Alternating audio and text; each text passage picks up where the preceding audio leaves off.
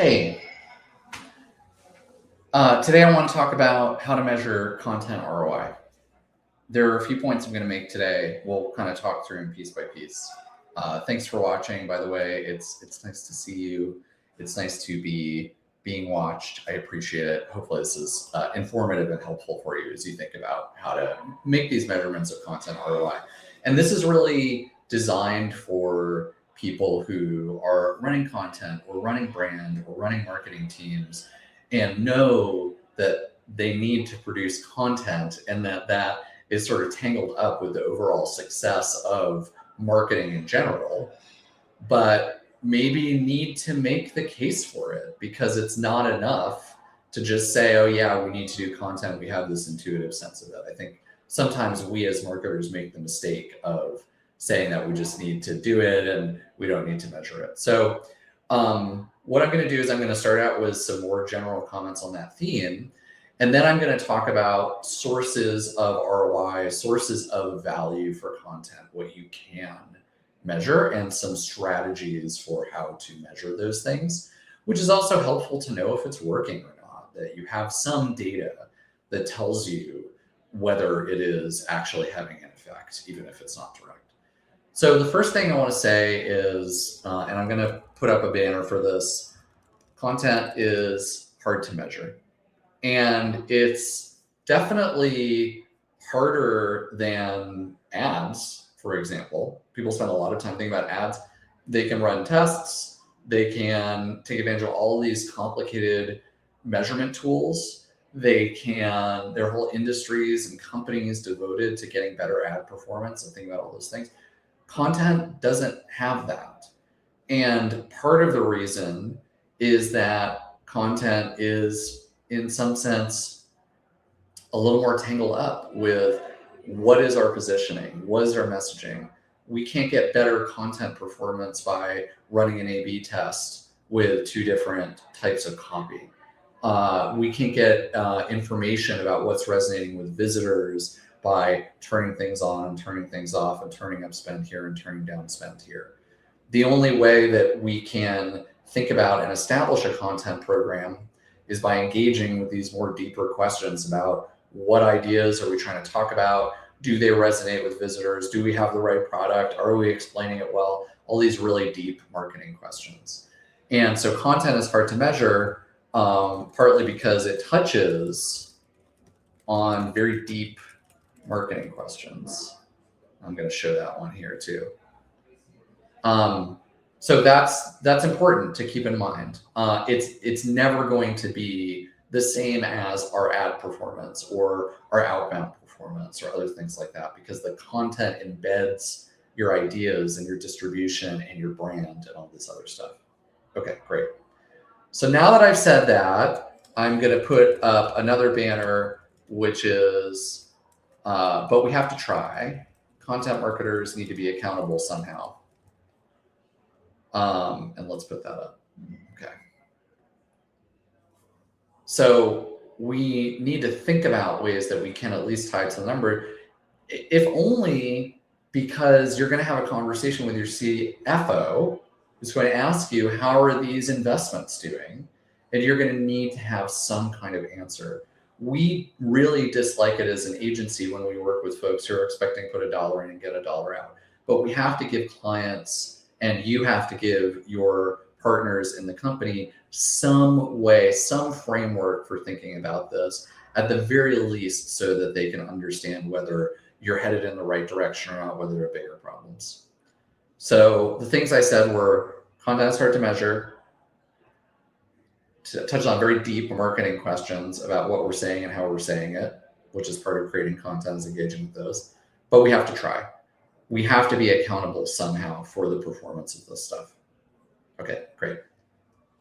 Let's talk about some methods for thinking about this ROI. And we have an advantage here insofar as content touches customers and prospects in so many ways and in so many places. Almost everything you do that's not an ad is content. So there are lots of places that we can look for where it's working, where it's not working. Is it valuable or not? Okay. So the most boring place to look for the value of content is going to be, let me share my screen, is going to be in your LLM data. Are you showing up? Are you visible? Are you increasing that visibility? Are you getting impressions in search? Are you getting clicks in search? All that stuff. But this is also relatively easy to measure, and it does have some value. When somebody shows up in your search results over and over again, when you get cited in an LLM, all of that does go to trust for prospects, and trust is very helpful when you end up talking with them or so that they can recommend you. So trust is a really important part of the whole marketing project, is building trust in your brand. It doesn't happen automatically. And so things like impressions, brand impressions, citations, all of that stuff are important. That is a source of value. So that's number one. I'm going to call that trust building metrics. You can also look at actual clicks, actual acquisitions, and we'll add that too, right? And you can see that in our topic strategy here, in this example topic strategy, we've got topics on the left, they can be whatever they are, and then we've got our actual clicks. Now, some of those numbers are not going to be that big. And so that is an important thing to kind of be thinking about, is you may not have huge numbers on the click side. They might be underreported, but that is a thing that we can look at, is to see, are LLMs driving clicks or all of those other things driving clicks? Okay. So that's one. The next thing that we can look at is, those are all of our trust metrics. The next thing that we can look at are things that are a little bit further down the funnel. And we talked about impressions, we talked about clicks, but what about interactions on the website? And the way I like to phrase this question is, how frequently is content a part of the conversion journey? So we know that people will go to the website many times before they make a decision on whether to convert or not. They might be reading your blog, your research report, whatever it is. So how frequently is content a part of the conversion journey? Let's put that one in here too. That's not easy to measure. And there are ways to measure it. Here's the kind of typical way that we do it is, I'm going to open up a very intense Google Analytics report. Give me 1 second. Let me pull that open. Let's see. Okay. Hold on.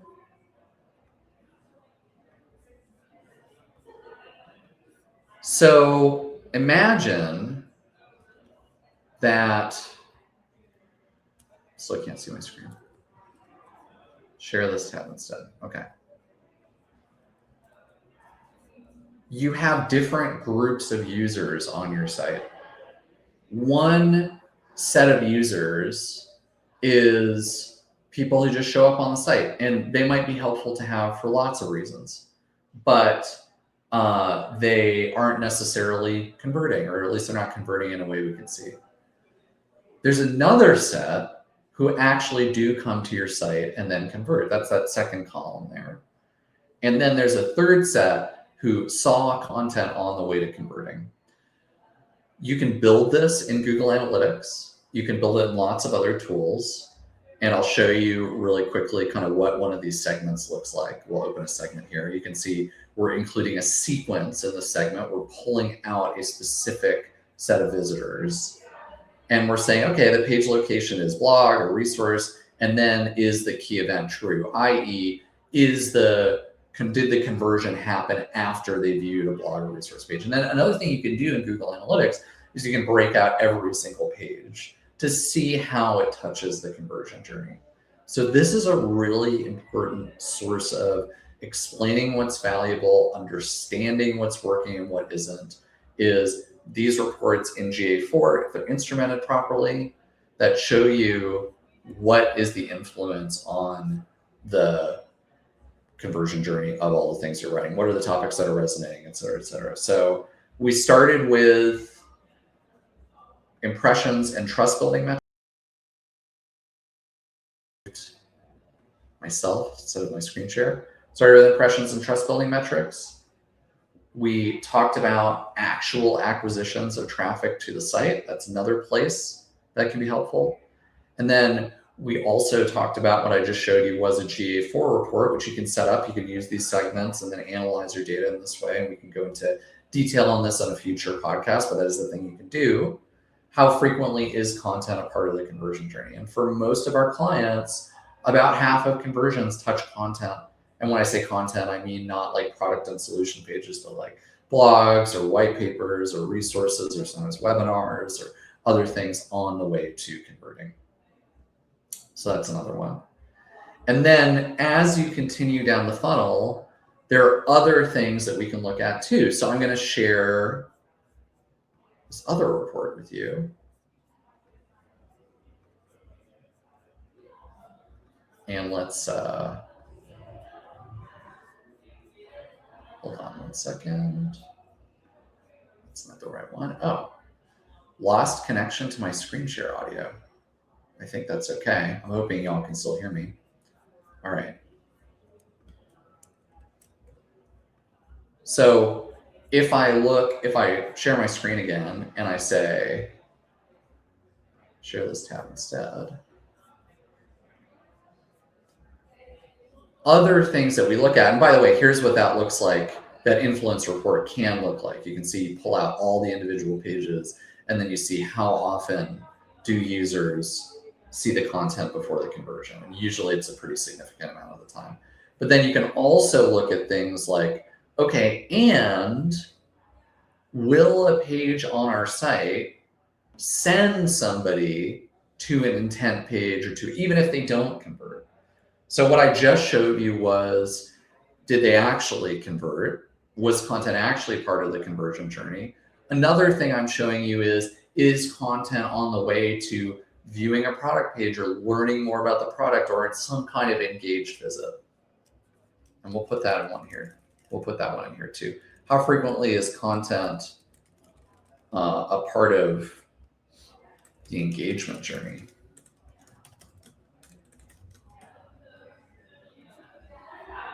So that's another place that you can look for kind of different view on this. Okay.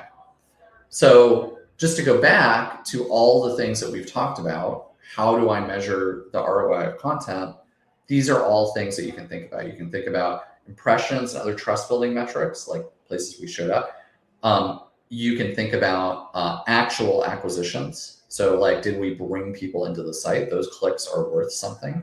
You can think about how frequently content is a part of the journey for people who convert. You can think about how frequently is content a part of the journey for people who just engage, who read product pages and maybe then go away and come back later, or they go away and come back on a different browser, or they tell somebody else on their team, or they recommend it, or they use it. All these other things that can happen that are hard to measure.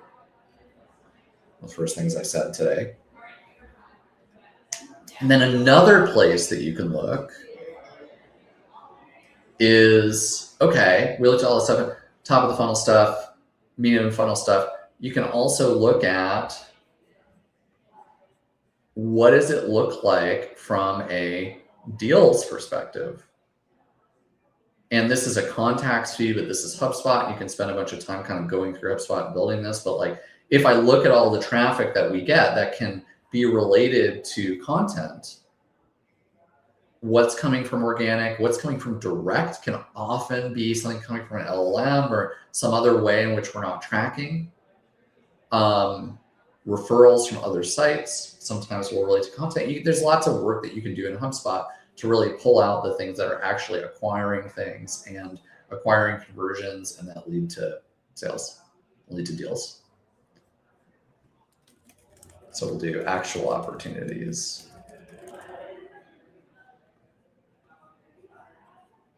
And add that one in here too.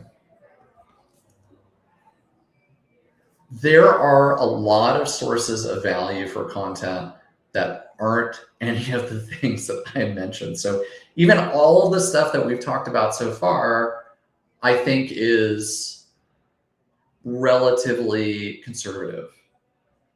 There are also things like, did we produce a campaign that was used in outreach? Did we produce an asset? Did we write a blog post that was used as part of that motion? Did we answer some customer questions on the site? Did we answer some objections? Did we provide pricing information? That's a whole nother set. There's another set, which is people came to the site, they didn't convert. We didn't see them in the conversion journey. We didn't necessarily see the engagement journey, but we saw that there was an engagement from the account, or we used a de-anonymization tool, and we saw that there was a specific person who we were then able to reach out to. We saw they were in market. So my question there would be, how does it help sales? And how does it help that process? So that's another source that we can kind of work with. There's more. There's the value of clarifying your ideas, the value of writing things out so that you can have thought leadership. There's ICP and other, we didn't talk about social engagement, but generally in order to get that engagement, and I want to specify here social engagement from ICPs, you generally want to know who your ICP is, and you need content to actually have something to say. So that's another piece as well. All of these things are sources of value for content and things that I think you can argue for as the ROI. Now, the hardest numbers there are probably those acquisition numbers from a HubSpot and those influencing the conversion journey numbers and maybe the clicks one. Those are like the hardest numbers, but all of these other things are important too. And one thing that you'll notice is I mentioned a lot of sources of value, and that requires a lot of distribution. That requires getting things in the right place. That probably requires producing a fair amount. And from our perspective, in order to achieve the ROI of content, you need a system in place to produce a lot of it and measure it. I'm going to write this word I haven't used in a while, but like the value of content is so multifarious. You need a system rather than tactics to take advantage of it. Let's put that up there. That's the longest banner so far. So, I mean, yes, you need ad hoc tactics as well to actually execute the thing. There are so many sources of value from content that to create it, distribute it, repurpose it, analyze it, understand what you want to do next, build your strategy, you need a system because there are all these pieces here. So that's my video for today on how to think about the ROI of content. And just to kind of recap everything that we talked about, content's hard to measure, much harder to measure than ads or other channels. I think that we all have this inherent sense that you need some kind of motion there. Maybe you're not investing a huge amount in it right away, but you're investing something. And there are all kinds of reasons that you need to do that. But it is still hard to measure. We still have to try. And part of the reason it is hard to measure is that it touches on these very deep marketing questions. But like I said, we still need to try. We have to give ourselves accountability to the business. We have to understand what's working and what's not. We have to be able to have the conversation with the CFO. These are all parts of the scheme. And so content is hard to measure. We have to try. And so what are the sources? What are the things that we can measure? Impressions and other trust building metrics, actual acquisitions to the site, just like visitor acquisitions. I can clarify and say visitor acquisitions. How frequently content is part of the conversion journey. How frequently content is part of the engagement journey, even if they didn't convert. Do they look at high value pages on the site? How did it manifest in terms of actual contacts opportunities? You have to cast a pretty wide net here because some folks are going to come from direct and all kinds of other channels. You're still always not always going to know. How does it help sales? Did we produce something that worked great on the site and was a guide to this or a guide to that we also were able to send along to prospects or as part of an outreach campaign? Did we answer customer questions in advance about who we are and why they should care? There's lots of other things I didn't cover here, like social engagement from ICPs, which you need content for, not to mention you need content for a lot of ads, all that stuff. And the overall point here is that there are all these sources of content, and in order to measure it and work with it correctly, you really should start thinking about things in terms of systems. And that's what's going to get you kind of the most ROI and the most provable ROI out of all the things that you're doing. So that's it for today. How to calculate the ROI of content. Thank you for watching. I'll throw my email address back up here. I'm Justin. I help run Ércule. We are a content systems agency. Reach out to me or any of us on our site or on LinkedIn if you have any questions. I would love to hear questions so that we can produce more content for you to help you deal with the problems that you are facing. Thank you so much for watching. See you.